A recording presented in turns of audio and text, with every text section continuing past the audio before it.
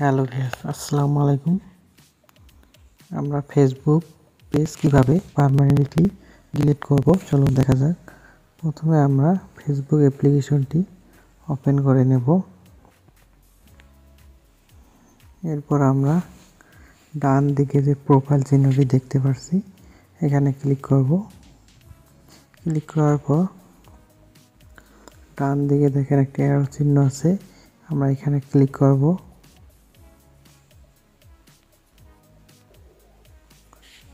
Click করার পর আমাদের কিন্তু এইটা পেজ, আমরা এই পেজটি সিলেক্ট করব। ক্লিক করলে আমাদের প্রোফাইল অ্যাকাউন্টটি সুইচ অফ হয়ে এখন পেজে লগ ইন হয়ে গেল। এরপর আমরা আবার এই প্রোফাইলে ক্লিক করব। ক্লিক করার পর আমরা একটু নিচের দিকে স্ক্রল করব। করার পর এখানে দেখেন সেটিংস অ্যান্ড প্রাইভেসি নামে একটা অপশন আছে, আমরা এটাই ক্লিক করব।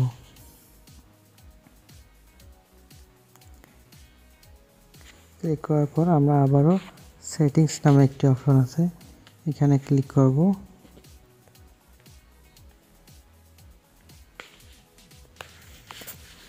এরপর আমরা একটু নিচের দিকে স্ক্রল করব।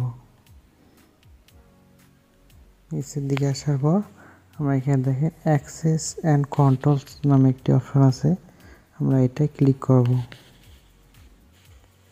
ক্লিক করার পর এখানে দেখেন ডিঅ্যাক্টিভ অ্যান্ড ডিলেটেশন লেখা আছে, আমরা এটাই ক্লিক করব।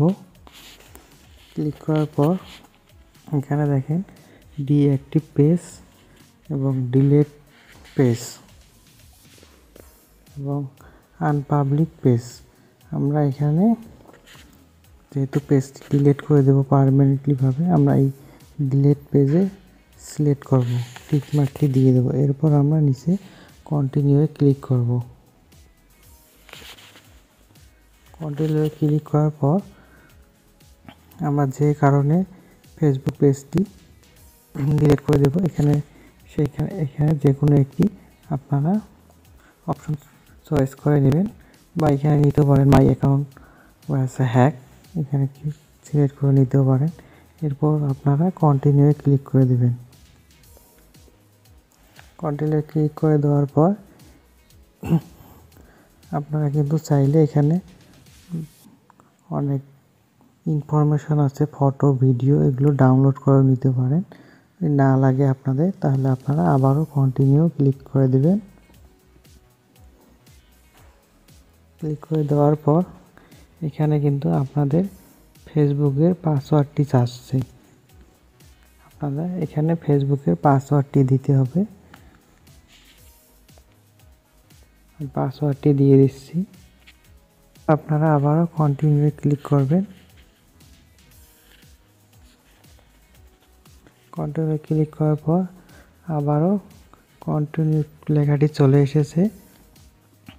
এখানে দেখেন উপরে পেজের নামটি কিন্তু চলে এসেছে, delete emotional solution and page information, সব কিছু কিন্তু একদম এখানে কন্টিনিউ দিলে সব কিছু কিন্তু পার্মানেন্টলি ভাবে চলে যাবে। আমি কন্টিনিউ ক্লিক করে দিলাম, এখানে দেখেন এখন ডিলেট পেজ লেখা চলে এসেছে। এই ডিলেট পেজ আমরা ক্লিক করে দেওয়ার সাথে সাথেই আমার পেজটি কিন্তু পার্মানেন্টলি ভাবে ডিলিট হয়ে গেল। এখন দেখেন আমরা আবার আগের ফেসবুক অ্যাকাউন্টে চলে এসেছি, তার মানে আমাদের পেজটি ডিলিট হয়ে গেছে। আমি আবারও এই ডান দিকে প্রোফাইলে ক্লিক করবেন। ক্লিক করার পর এখানে ক্লিক করবেন।